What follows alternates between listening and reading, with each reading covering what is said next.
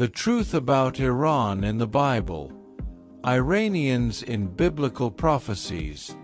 Jesus Christ has power. What if I told you that Iran, a land now seen in the news as a distant beacon, once played a pivotal role in biblical history? Not just a passive setting, but a key figure on the grand stage of prophecy. How could a nation so removed from Hebrew traditions become intertwined with Israel's fate, and with such importance that its legacy still echoes in prophecies of the future? It may seem contradictory, but that's the nature of destiny.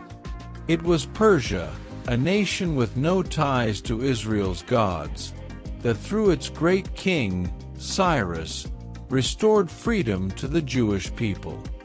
This act fulfilled prophecies written long ago by Jeremiah and Isaiah, as if Cyrus himself had been sent for this predestined mission.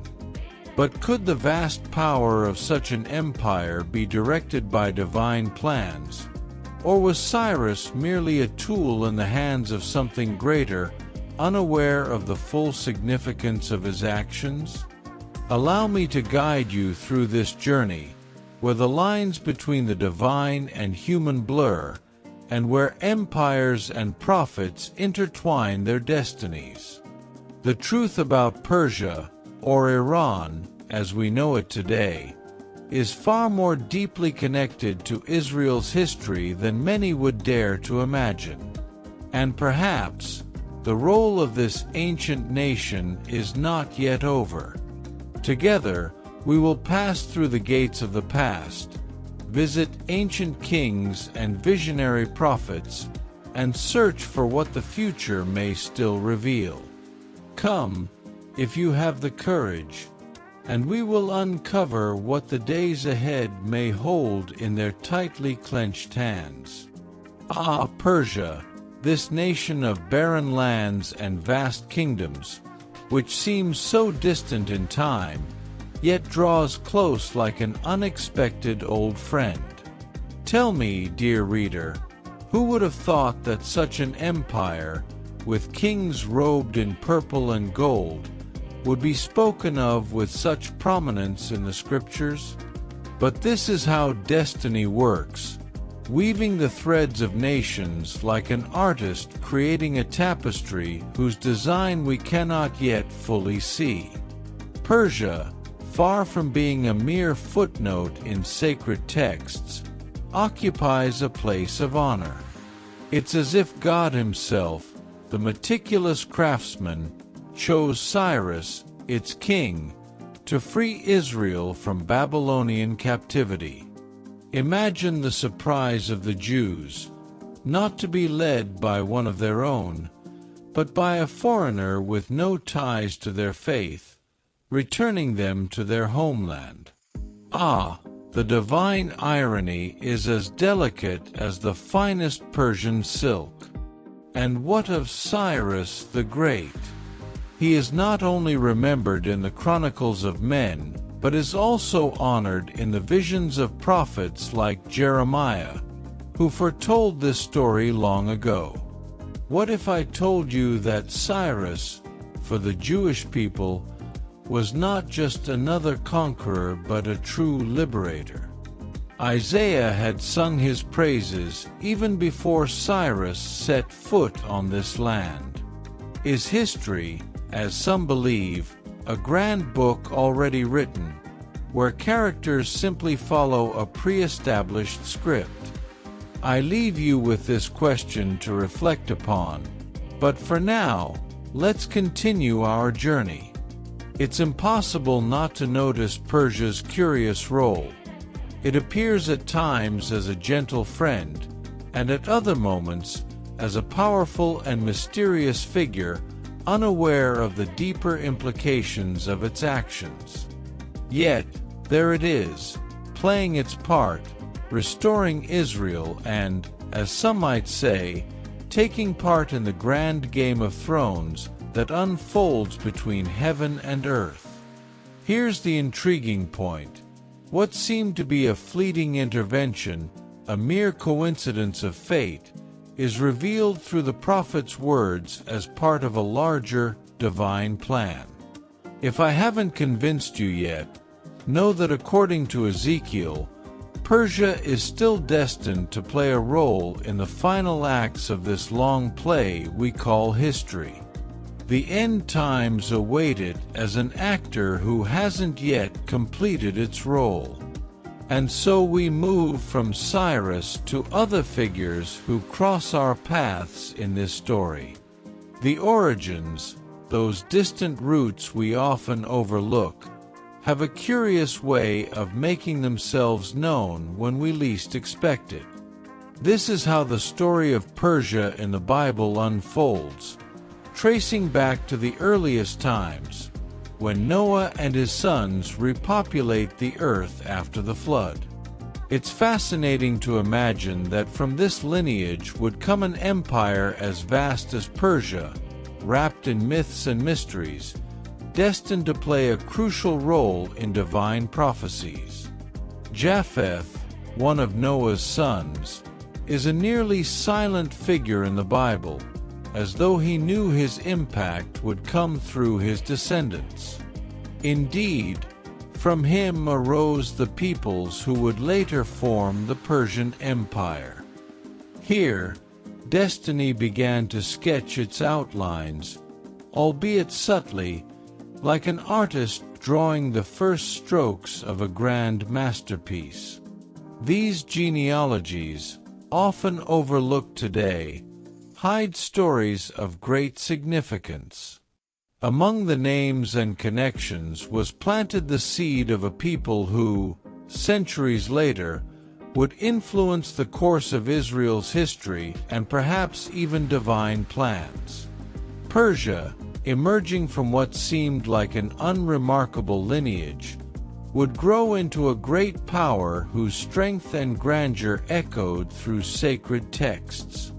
And so, the story continues.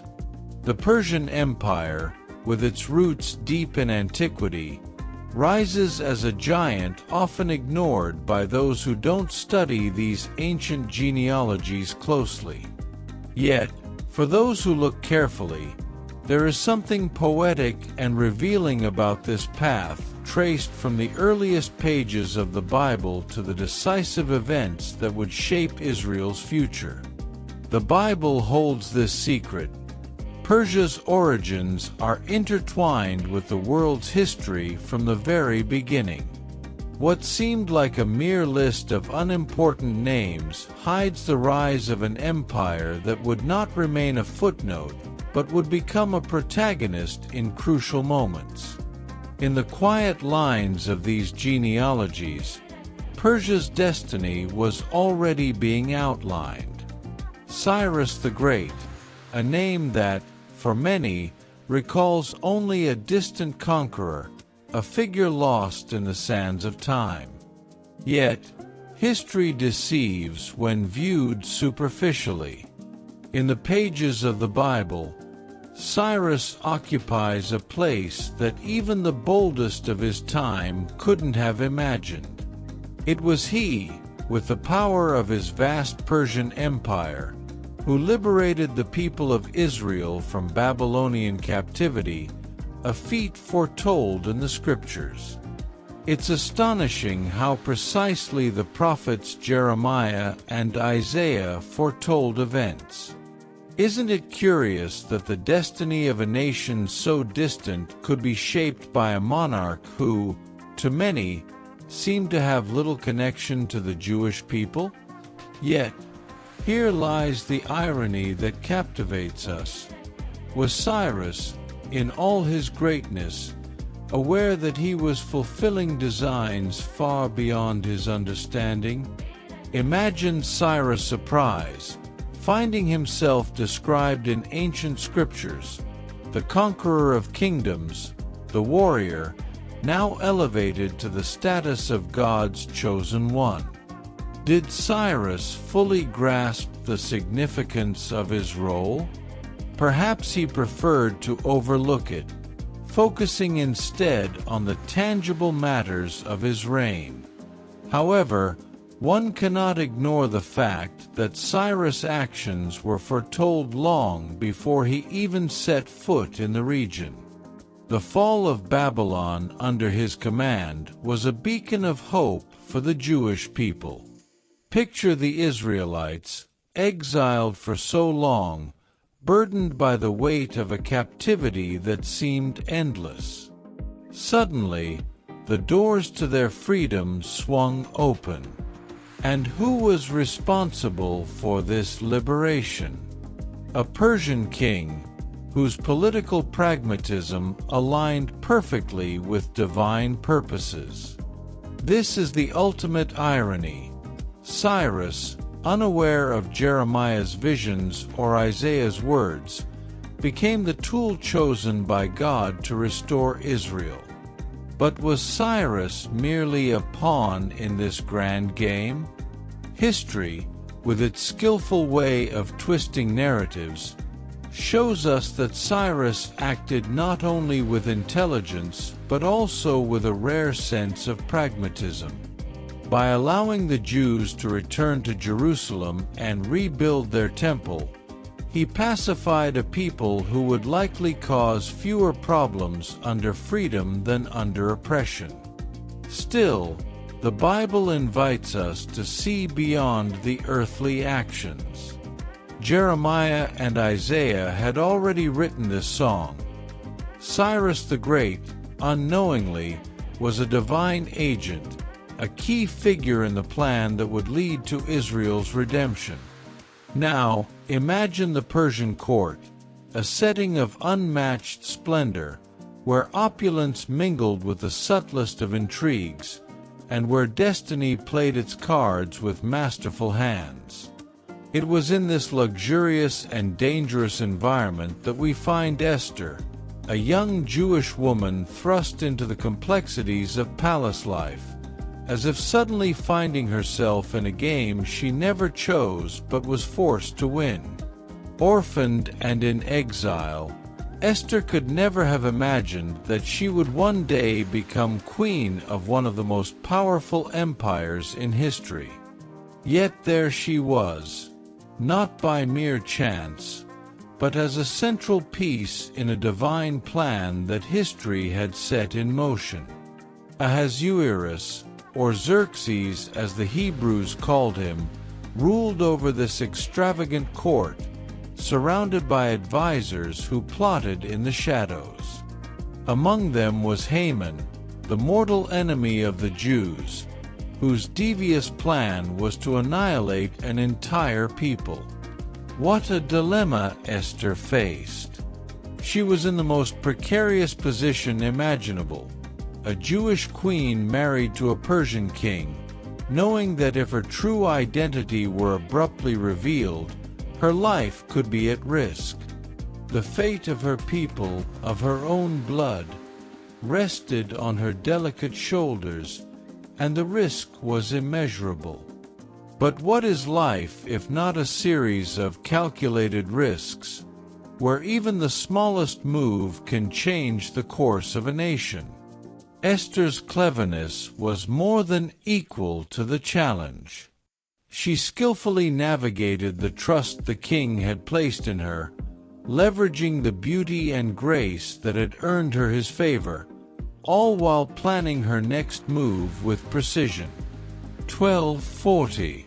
Elevaceo aposiceo de reina era apenas a superficie de uma intelligência sutil capaz de manobrar as engrenagens políticas de corte tracoero e assim com coragem e estratégia Esther chamu o rei e alma para banquete criando o cenário perfeito para desmascarar o plano que ameacava su povo imaginamatenceo naquele momento a reina aparentemente fragile e vulnerável confronta Roman o conselheiro poderoso desvendando ao rei atraco que o inimigo planeou com palavras cuidadosamente.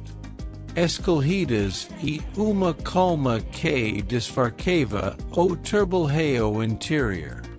Esther, in a moment of bravery, revealed her true identity and exposed the wicked plot against her people. King Xerxes, caught off guard, faced a difficult choice between his beloved queen and his most trusted advisor, Haman. Ultimately, the scales tipped in Esther's favor, and Haman was hanged on the very gallows he had prepared for Mordecai, Esther's uncle. What a twist! History, with its familiar irony, once again shows how events often take unexpected turns. Then there is Daniel, the prophet, a man whose visions extended beyond the present, inspiring both awe and fear. Daniel was not concerned with the minor events of daily life, but focused on the grand sweep of history, the rise and fall of mighty empires and proud kings. Naturally, Persia did not escape his prophetic gaze, playing its role in the unfolding drama. In his famous vision of the statue, described in the 2nd chapter of the book of Daniel, Persia is represented as the chest and arms of silver, a strong and solid empire, yet not invincible. This is the fate of great empires. No matter how secure their foundations seem, they are always vulnerable to being surpassed, destined to fall just as they reach the pinnacle of their power. And who would be responsible for the fall of Persia? None other than a young Macedonian named Alexander, whose swift and devastating conquests swept through the region. Here lies yet another irony. The Persia that had once liberated Israel under Cyrus was now sealed to meet its end by another foreign conqueror. Daniel, with his calm and almost detached manner, shows us that human empires follow a predictable cycle of rise and fall, and even the grand Persian Empire could not escape this fate. In another of Daniel's visions, Persia is symbolized as a ram with 2 horns, representing the powerful alliance between the Medes and the Persians. Yet, as in his earlier vision, the ram is defeated by a wild goat, symbolizing Alexander's swift and unstoppable power that vanquishes Persia in a single blow. Daniel's prophetic visions offer a fascinating view of the world, not as a static landscape, but as a series of inevitable events. Persia, so glorious in its time, was always destined to be overcome, as if the very course of history were a relentless force beyond anyone's control. The rise and fall of empires, it seems, follow a hidden rhythm, one that only Daniel, with his unique ability to see beyond time, could truly understand. The Magi from the East, those mysterious figures who appear at the beginning of the Gospel of Matthew, carry with them an ancient mystery. Who were these wise men, guided by a star, crossing deserts and foreign lands to pay homage to a newborn child in Bethlehem? Their journey was not merely a physical crossing of geographical borders, but a symbolic recognition of something far deeper. It was a sign of how ancient wisdom, forged in distant lands, could recognize what the powerful in Israel could not. Christian tradition leads us to believe that these Magi, bearing gifts of gold, frankincense, and myrrh, came from Persia. Indeed, there is a profound resonance in this connection.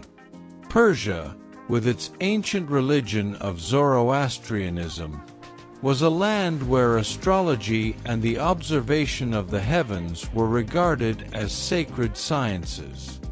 These Magi, in their pursuit of truth, were not just following a star. They were following the ancient traditions of wisdom passed down through generations, a wisdom that ultimately led them to recognize the birth of a king in a humble manger, a truth hidden from many but revealed to those who sought the divine in the cosmos. The journey of these wise men from Persia, then, is not just part of the Christmas story. It is a testament to the deep, mysterious ties between the ancient world and the unfolding story of redemption. The Magi, upon gazing at the heavens and observing a singular star, understood something that the kings and priests of Israel overlooked. The Messiah had been born. Here, irony strikes once again. Profound wisdom did not emerge from the learned scholars of the law or the powerful figures in the temple, but from foreigners, men who likely never read a single line of the Torah. Persia, or at least its echoes, appears in the New Testament almost subtly, yet with an unexpected touch of significance. It is fascinating to consider that these men, who came from an empire that had already experienced both glory and decline, journeyed vast distances to pay homage to a newborn Savior. They did not come empty-handed. They brought valuable gifts, but more importantly, they carried the reverence of ancient wisdom.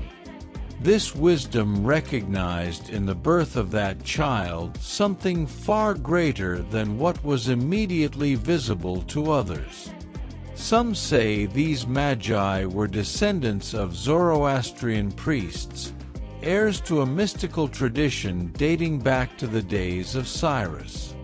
While we may never know for sure, it's undeniable that Persia, with all its ancient splendor, possessed knowledge of both the heavens and the earth. Perhaps it was this wisdom that led them to understand the true meaning behind the star that guided them to Bethlehem. But Persia's connection to the New Testament doesn't end with the journey of the Magi. As we reach the conclusion of this long journey through the pages of history and prophecy, we realize that the end feels more like an invitation to ponder what is yet to come. Iran, or as it was known in biblical times, glorious Persia, has proven to be a central figure in key moments of Israel's destiny. Who would have thought that a nation so distant, with such different traditions, would be so deeply intertwined with the divine plan? From Cyrus the Great, to the wise men who honored the Savior, to the apocalyptic visions of Ezekiel and Daniel, Persia has appeared alternately as a redeemer and an adversary. Its role, it seems, is far from over. In fact, the signs suggesting that Persia will play a part in the final events of the end times only reinforce its importance. So, what can we do but watch the unfolding prophecies, with all their veils and metaphors, that awaken in us a mix of fear and hope? Perhaps the events shaping the future are already happening before our eyes, in ways too subtle for most to notice. Or perhaps we are just a few steps away from witnessing something grand and profound. The story of Persia, woven throughout the Bible, serves as a constant reminder that no matter how mighty an empire may seem, it is always subject to the divine plan. If there is one lesson these prophecies teach, it is that the fate of men and nations was decided long ago. The question remains, will Persia, now known as Iran, fulfill its final role as a protagonist or an antagonist in the grand events yet to unfold? And so, I leave you with a final thought. Persia, once so distant yet so present in the scriptures, may be closer to our time than we dare imagine. The future holds secrets that may soon be revealed. Until then, we continue to gaze at the horizon, caught between anticipation and unease, wondering what might come next.